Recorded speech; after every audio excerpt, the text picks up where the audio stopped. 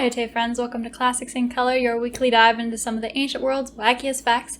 Today I'm going to be talking about how sometimes magic and science went hand in hand in the ancient world, and specifically about Empedocles.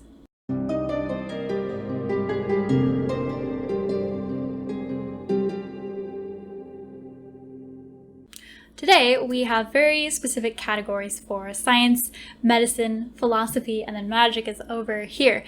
In the ancient world, not so much. These things had sort of rough categories, but they were much more fluid, much more overlap, and especially magic was much closer to these other three, because understanding the world was closely linked to what we would think of as science, but changing the world, bringing about what you want in the world. So we would call, an invention science, but for them, if you understood something and you were able to bring about a cure of a plague, that could be considered magic or science, Either of those would work. So for them, these two things are very much more close.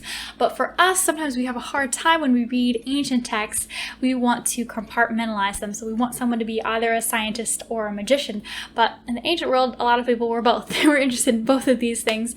And Empedocles is one of those people. So he was a philosopher from about the 5th century BC, and he wrote this poem about philosophy called On Nature. And it has some very magical elements to it. So if you're interested in reading more, I would definitely recommend Ancient Philosophy, Mystery and Magic by Peter Kingsley. There isn't much of a cover. This is more of an academic book, but it's still a good read. It is not horribly difficult or complicated or anything, so I would recommend that. So Empedocles starts off by talking about these 4 elements that he thinks make up the world: earth, wind, fire, and air, and the 2 forces that drive everything, so love and strife. But he does not introduce them in a very clinical or scientific way. He introduces them sort of paralleling 4 gods. So he mentions Zeus, Hera, Nestus, and Hades, and he thinks that Zeus sort of parallels air because Zeus obviously is a god of the clouds and the sky, and he's sort of on top of everything, and air is on top of everything in Empedocles' idea of the universe. And then you have Earth, Hera, and then Nestus, we're pretty sure is some sort of water god, and Kingsley argues that this is actually Persephone. It's a code name for her because Empedocles may have been involved in some sort of cult to Persephone, so maybe he wanted to use a cult name to be more respectful of her, and she is a goddess of the dead, so you want to be careful about calling her by her actual name.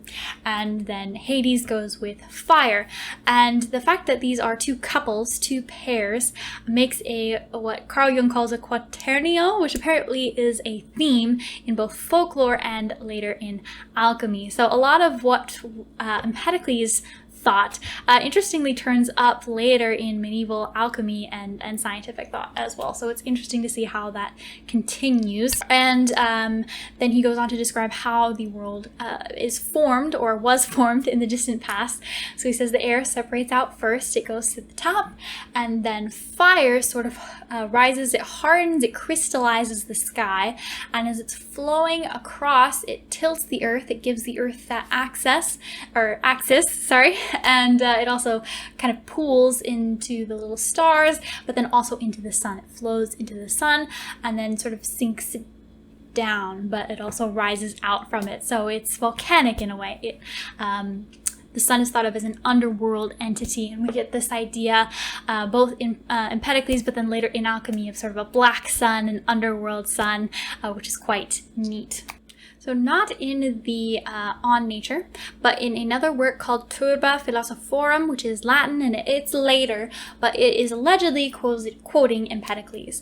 And he is in this passage describing the earth as sort of an egg, and there are all these different layers like the shell, etc. And he says that the point of the sun is at the middle of the yolk of the egg, which is the chick. The sun is the chick of the egg.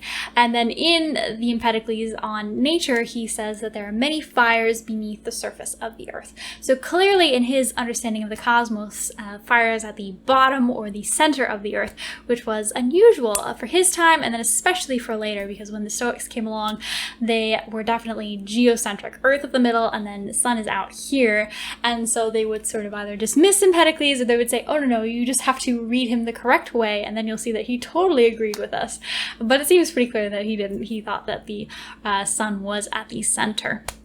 and that somehow that tradition must have continued despite the Stoics, because that pops up again in medieval alchemy, which is quite fascinating. And finally, a bit of a side note on this part is that Empedocles lived in Sicily as part of the Greek colony that was there, and Sicily is famous for having volcanoes and volcanic activity, so craters and hot springs all over the place. So it would have been very visually, physically obvious to him that there are fires under the earth.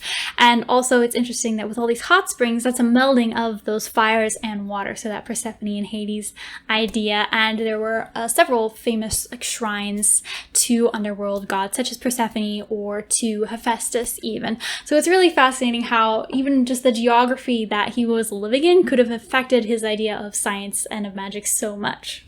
So far I've talked about some things that could be considered a little more subtle, but there are some things that are not so subtle.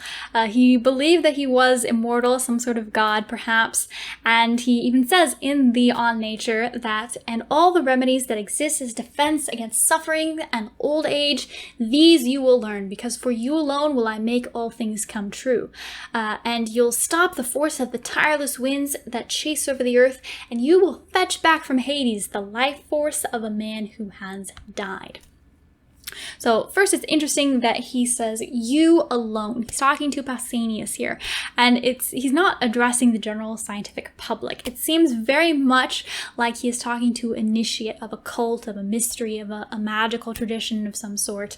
So that in and of itself sort of tips you off. But then he's talking about performing these great miracles of stopping the winds and all this stuff, and there are stories of him diverting rivers and how that prevented or cured a plague, and these may be imitating stories of Heracles. So Heracles did divert rivers and stop a plague, but even the fact that he's imitating Heracles, or he's being associated with Heracles by others, is interesting, because Heracles famously goes from being mortal to becoming immortal because he's so heroic.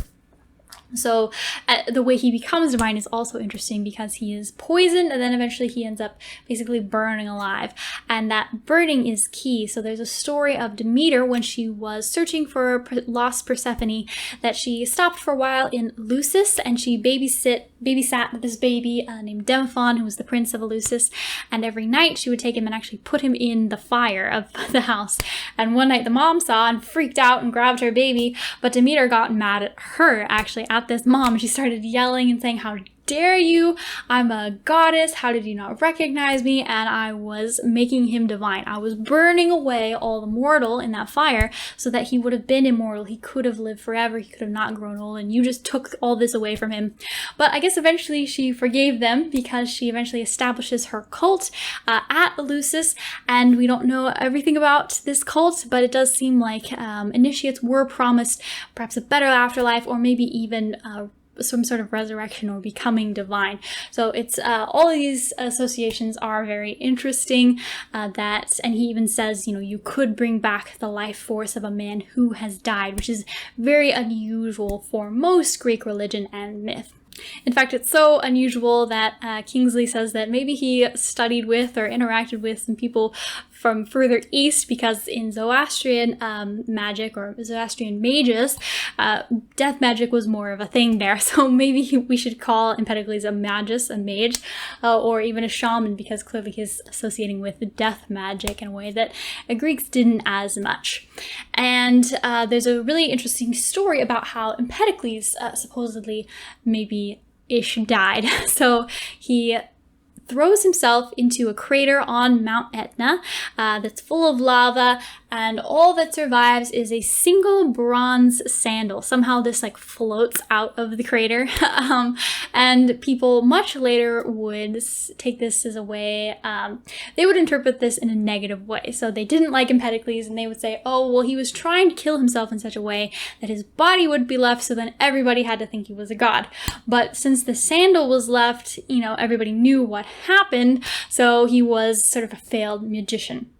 But Kingsley argues that the detail of that one bronze sandal indicates to him that this was a much older story that they're sort of reading back onto, that originally the story may have been that he did successfully become a god by burning away his mortalness, because that one bronze sandal is a symbol of Hecate, who is a goddess of magic of the underworld, and bronze is associated by the Pythagoreans, which he may have also had some connections to with the underworld and with Persephone. And like I said, this idea of jumping into a crater, of being reborn, of being burned through fire, all these are very magical tidbits that seem to point to something at least going on in this story about him. Who knows what actually happened to Empedocles, but he is definitely a great character, and it's fascinating how to him science and magic were equally important and in some ways the same thing. So he makes for a great study as well as a great mystery for us today. So thank you so much for checking out this video on Empedocles and magic and philosophy and all these different entwining things, and I hope to see you next week. Kairete.